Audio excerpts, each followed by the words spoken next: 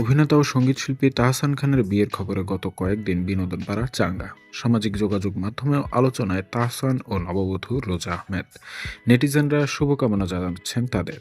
এরই মধ্যে আজ মঙ্গলবার হানিমুনের উদ্দেশ্যে ঢাকা ছেড়েছেন এই নবদম্পতি। এদিকে সকাল ৮টা ৫৫ দেশের একটি এয়ারলাইন্সের বিমানে করে মালদ্বীপের উদ্দেশ্যে রওনা হন তারা।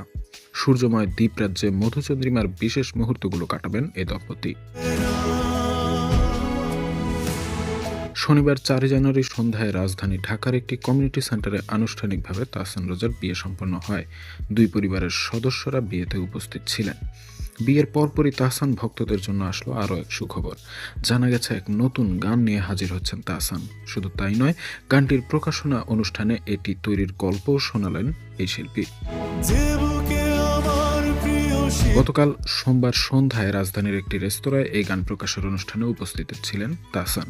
হলুদ পাঞ্জাবিতে তাহসানের ডান হাতের তালুতে দেখা গেল মেহেদির আর অক্ষর আর তার স্ত্রী রোজার নামের প্রথম অক্ষর। তাহসানের সেই নতুন গানের নাম একা ঘর আমার বা লোনলি হোম।